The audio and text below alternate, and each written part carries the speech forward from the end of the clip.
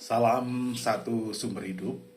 Selamat datang di pelatihan olah nafas aksara sakti suci selama 21 hari.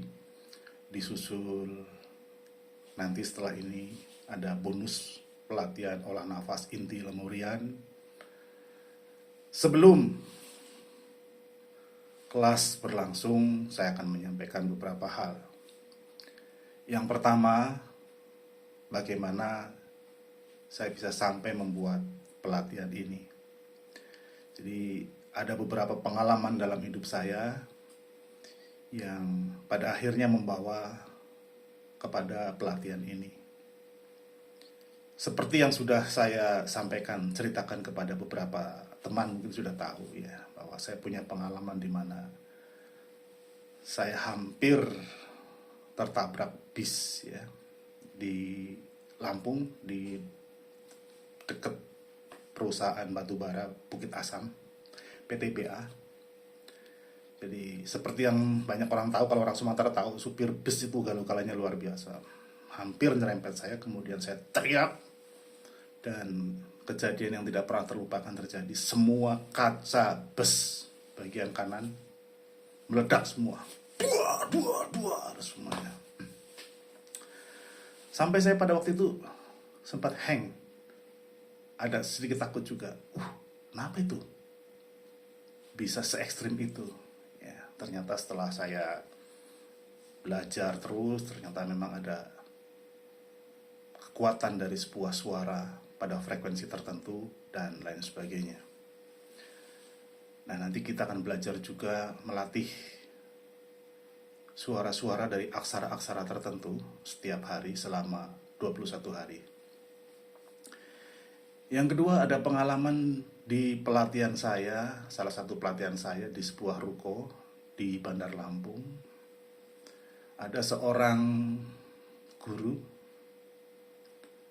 biasa guru SD, tiba-tiba di momen tertentu dia punya kemampuan melihat syaraf. Jadi setelah pembangkitan dia melihat syaraf, dan saya tidak percaya begitu saja. Kebetulan di kelas itu juga ada seorang dokter syaraf yang ikut. Jadi saya suruh membuktikan, ada orang yang kebetulan juga baru perawatan syaraf, dan dia langsung sembuhkan, dan dokter mengatakan benar apa yang dilakukannya. Itu warisan leluhur. Dan saya ya biasa-biasa saja dari pengalaman itu. Tapi ada banyak pengalaman terus yang membimbing saya sampai hari ini. Kemudian suatu hari di tahun 2008-an mungkin, seorang bapak tua sekitar 78 tahun di antar menantunya menemui saya, katanya dari Jogja, pada waktu muda katanya belajar keilmuan macam-macam, dan gurunya bilang nanti di masa tuamu ada seorang bocah berambut putih yang akan menyempurnakan keilmuanmu. Saya tidak bisa, kata gurunya. Nah, rupanya beliau sudah menantikan lama, dan sampai pada akhirnya entah wangsit entah apa harus ketemu saya katanya. Dan ketika datang kepada saya tidak percaya, saya rambutnya nggak putih gitu kan. Jadi bukan itu, tapi karena beliau minta tolong dan ngasih amplop yang tebel, ya akhirnya saya masukin kamar, saya tumpangin tangan, dan terjadi hal-hal yang menakjubkan. Mulai berputar sendiri, melakukan gerakan-gerakan tertentu dan lain sebagainya. Setelah sekitar 1 jam, dia bilang terima kasih, ini yang sudah saya nanti-nantikan seumur hidup saya. Dan dia merasakan kelegaan jawaban. Dari situ saya dapat julukan bocah berambut putih pada zaman dulu. Kemudian ada pengalaman di mana pada saat saya mengajar salah satu gurunya almarhum Gus Dur, yang merupakan keturunan langsung dengan silsilah resmi yang diakui negara, keturunan dari Sunan Kalijaga. Jadi ketika beliau belajar salah satu keilmuan kepada saya, tiba-tiba pembantu-pembantunya dan orang-orang yang berjaga di luar rumahnya, satpamnya, masuk ke dalam dengan terburu-buru, lapor kepada kami, ada Raja Wali besar banget terbang hinggap di pohon mangga, hingga pohon mangganya tumbang batangnya, cabangnya. Jadi ada manifestasi dari leluhur ketika seseorang belajar hal tertentu. Banyak sekali perjalanan hidup saya, kemudian saya juga bertanya-tanya apa sih rahasia di balik orang-orang mahasakti zaman dulu. Seperti misalnya tokoh Kebo Iwo di Bali, Gajah Mada, ya, kemudian raja-raja Jawa, raja-raja Nusantara, para pendekar, para kesatria Nusantara. Apa sih di balik keilmuan itu? Apa yang mereka pelajari? Kemudian Prabu Siliwangi dengan keilmuannya, misalnya Ajian Macan Putih yang terkenal, tokoh-tokoh Jawa dengan ilmu misalnya Pancasona, Lembu Sekilan, Braja Musti, dan banyak sekali ilmu-ilmu ya yang didata, ilmu-ilmu Nusantara.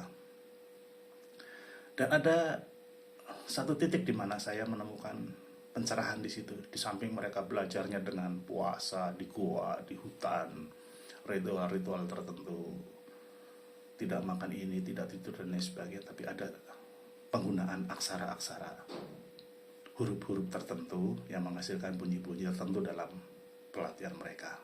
Ya, jadi, nah persisnya sekitar 4 tahunan yang lalu ada keilmuan yang menarik saya, Kandapat di Bali.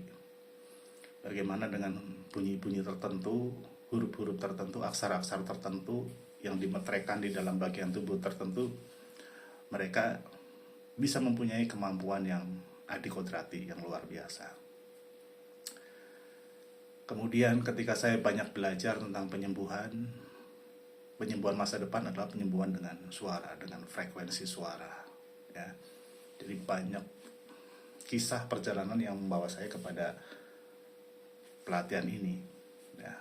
Beberapa tahun terakhir saya juga dengan santainya belajar hampir tiap hari, baik dalam perjalanan, mengendarai motor dan lain sebagainya, melakukan olah napas, aksara terbalik, aksara Jawa dan lain sebagainya. Dan hasilnya mencengangkan. Sehingga sampai hari ini banyak keajaiban yang terjadi dalam hidup saya. Saya bisa banyak mengerti hal-hal baru ya, kemudian peran leluhur dan lain sebagainya. Oke, intinya ini perjalanan yang panjang sampai terbentuk sebuah pelatihan ini. Nah, teman-teman, di pelatihan ini itu ada beberapa hal yang harus dipahami. Setiap hari saya akan memberikan satu materi, huruf atau aksara tertentu, ya, bunyi yang menghasilkan bunyi tertentu. Ada ritual yang harus Anda lakukan. Di situ tertulis lengkap petunjuknya, mulai apakah duduk, apakah berdiri, menghadap ke timur, menghadap ke barat daya, menghadap ke selatan, dan lain sebagainya.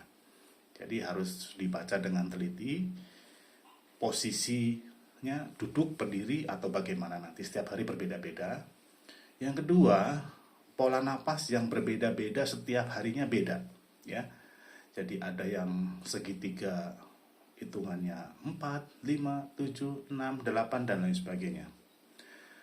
Kemudian yang harus dipahami, ya, yang harus dicermati,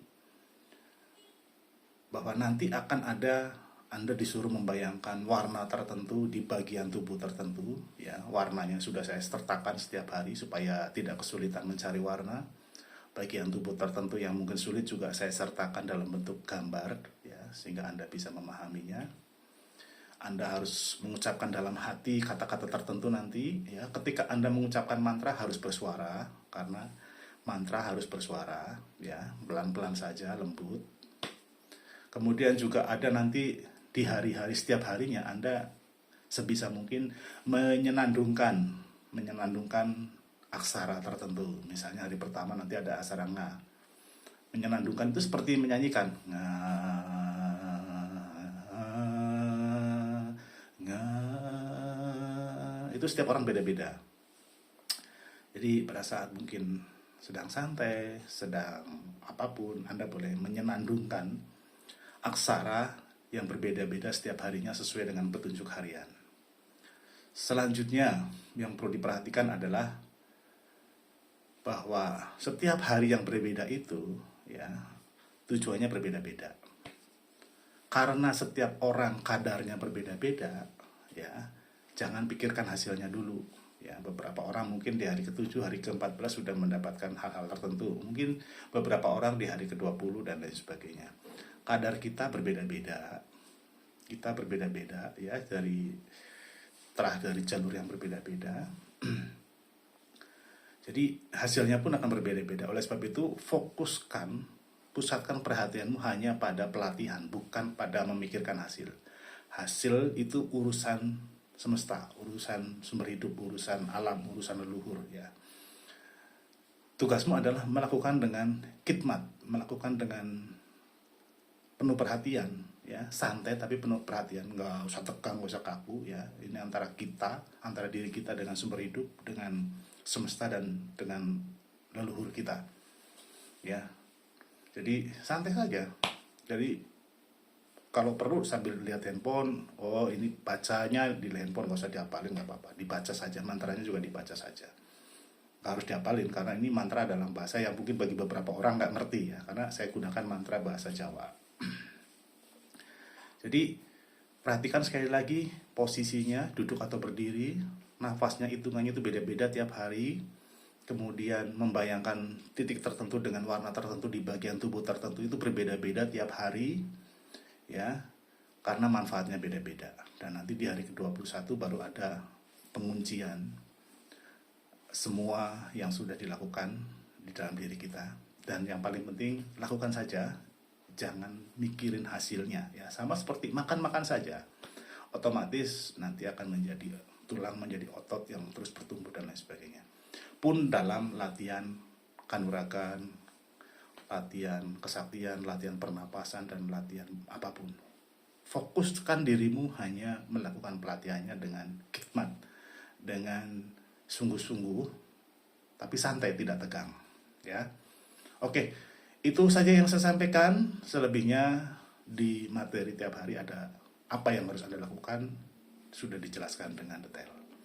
Selamat berlatih menemukan karunia-karunia yang ada dalam diri kita, warisan-warisan leluhur dalam diri kita. Dan bukan hanya itu, terus kita mengembangkannya sehingga lebih hebat lagi ya. Jadi kita bukan hanya terpaku di situ, tapi ketika nanti sudah waktunya kita harus menciptakan lebih hebat lagi. Ibarat kita dapat warisan Windows 5, kita kembangkan Windows 6 dan sekian 7 dan seterusnya. Jadi harus mengupdate-nya sesuai dengan zaman. Pada zaman dulu mungkin leluhur melakukan latihannya di goa, di gunung dan lain sebagainya. Kita tidak perlu karena kita hidup di zaman modern. Ya cukup di tempat Anda berada. Kalau mau ke gunung silahkan, ke laut silahkan ya. Karena memang ada beberapa nanti yang harus dilakukan di alam terbuka ya. Tapi kalau yang penting menyentuh bumi aja di lantai ya. Oke teman-teman, selamat mulai belajar, mulai berlatih dengan khidmat, dan biarlah keajaiban terjadi mulai hari ini dan seterusnya. Terima kasih.